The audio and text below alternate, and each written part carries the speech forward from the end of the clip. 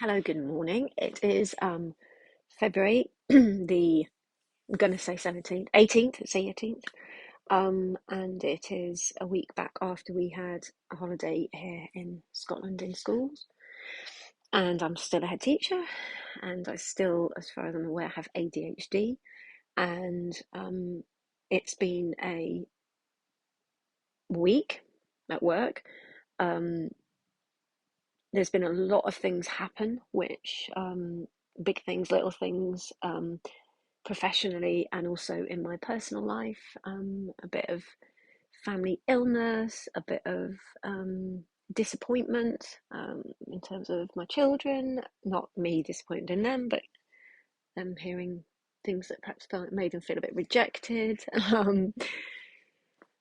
And then a lot of change at work and a lot of change to come at work, and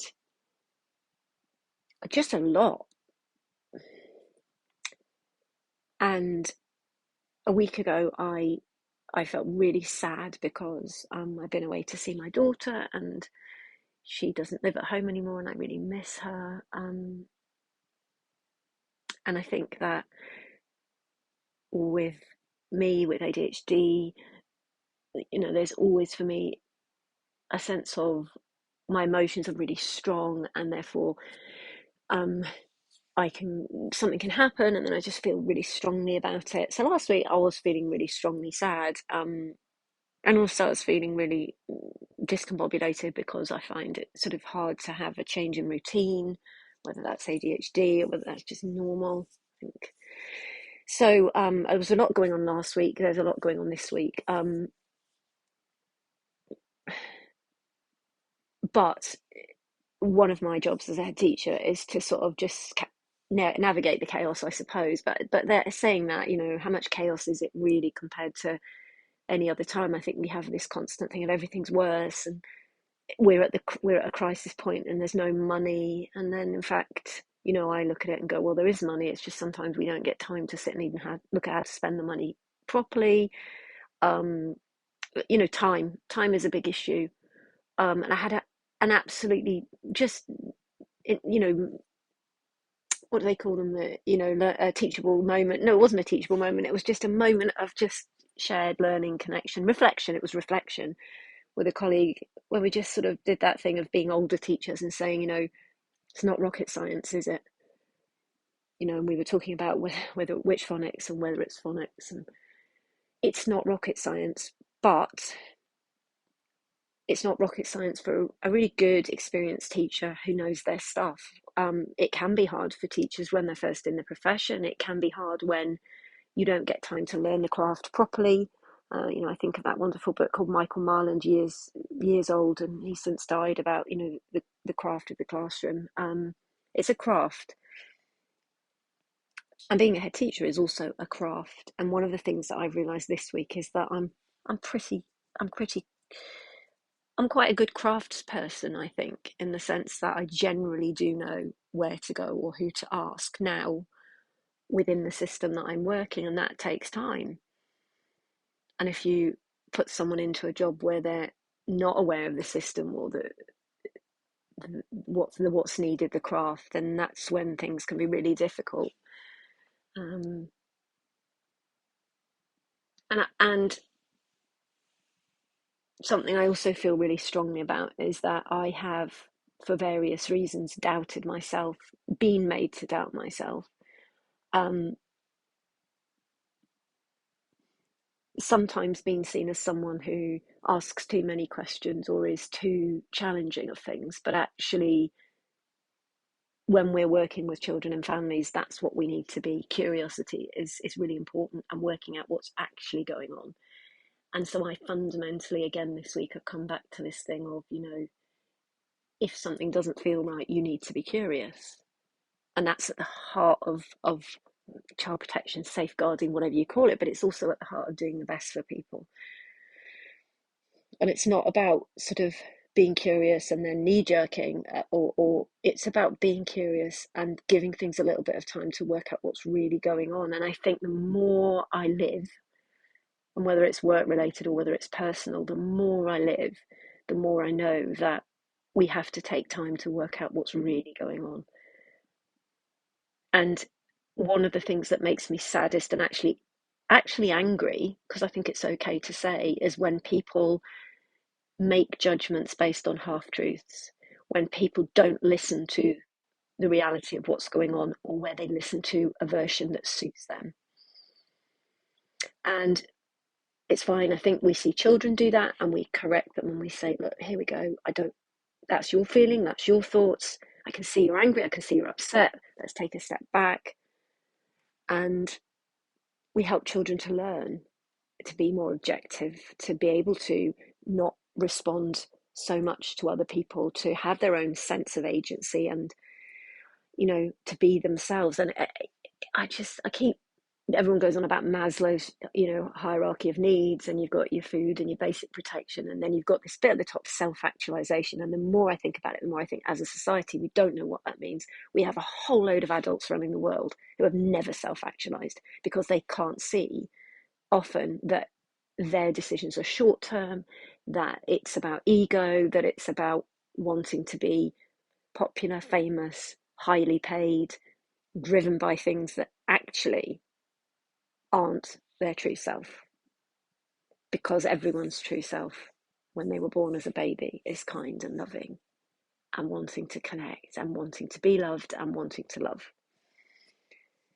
And this might sound religious, or it might sound airy fairy or wishy-washy, but fundamentally 53 years of working with people, with families, with schools, with my friends, with my family, with my loved ones, this is what we see. I see. I see.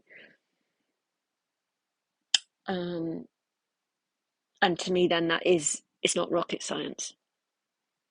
And why do we need literacy and numeracy? Because they are other tools by which to make sense of the world. So if you've got literacy and you've got numeracy and you're educated, then you're more able to listen and make sense and do detective work and find out what's really going on in the world. And that's education in its broadest sense. What's really going on in the world? What do I feel about it? Where do I stand on this? And what happens in times like this, where we're looking at, scarcity, allegedly, although not compared to other parts of the world, then we start to get frightened and we start to just take the easy route because we're tired and we don't engage our thinking brains. We go into our feeling brains, and that's okay. And it's not a criticism or a judgment. But you can see a lot at the moment of decisions that are driven by emotion, by feeling, by anger, by fear. And again, it comes down to that thing of, how do I change the world? How do I make the world a better place? I can influence other people. I can be a good role model. And that's the thing sometimes as a head teacher that is so amazing and also really anxiety creating, is that you lead and then you see people following your example and following what you're modeling. And that's just amazing. I hear the words sometimes coming out of a member of staff's mouth and I think, wow, that's great. You know, or I see a child behave in a way, or I hear my words come from a child's mouth. And, we have it with our own children, but actually when it's other people's children and it's a positive, kind, lovely thing, or it really, you know, something you think, wow, I've taught that, and that was when that's teaching, when I taught languages, and I would have children who, for example, and I loved it with German, they would come in S1 having done no German, they would leave in S5 with a higher.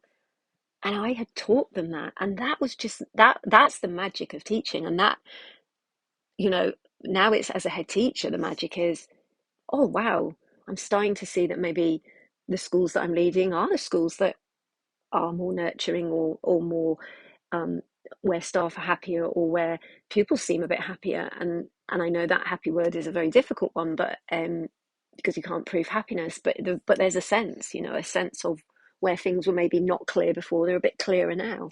And that's no criticism of what went before me. Um, but the bottom line is, this is the only thing that I can really, really, really have control over, this. And what I have to do is low power mode. What I have to do is constantly come back to this thing of, why am I doing what I'm doing? And last week I wasn't sure. I wasn't sure if I could do it. I wasn't sure if I could be a head teacher. And it's hard.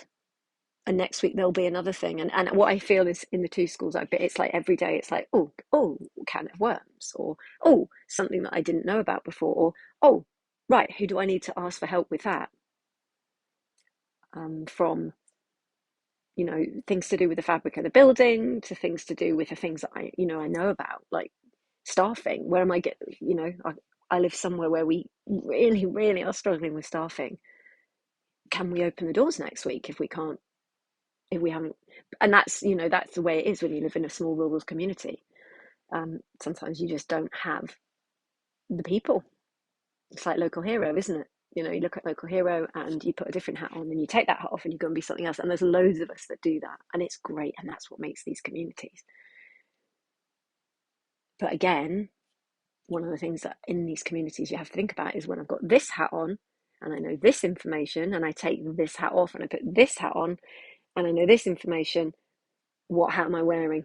Am I someone's friend? Am I someone's teacher? And that's a difficult one to navigate. But for me, if you're always honest, it doesn't really matter. And my way of living is that actually I don't really care who knows what about me, because I don't have anything that I'm ashamed of. Fundamentally. Yeah, okay, I might make a mistake and I'll hold my hands up and say I messed up. Oh, I got the date wrong. Um, and yeah, there's a huge responsibility that goes with that. And it's hard to say I made a mistake when you're in a big position of responsibility. But fundamentally, it's about being honest and open, I think. And when we live in systems that are full of criticism and blame and wanting to find, again, something goes wrong. And even as adults, people don't want to step up and say it was me. They want to blame someone else. So they do. And they create stories. And I've said before, if we don't have an answer, we'll create a story. And that's dangerous. And that's a lot, and a lot of reflection. And my friends watched one of my videos last week and she said, it was almost just, stop it, stop. But this is me. And I was a serious little girl. I've been a serious adult, but I can also be not serious. I've had the best time this week in my school. Honestly, yesterday, I'm just going to finish in a minute, but yesterday, we had a situation where someone was off sick, so we had someone in new covering for lunch, and amazing person who came in and hadn't particularly worked in school canteens before, and we were like, right, we can do this, we'll do it together.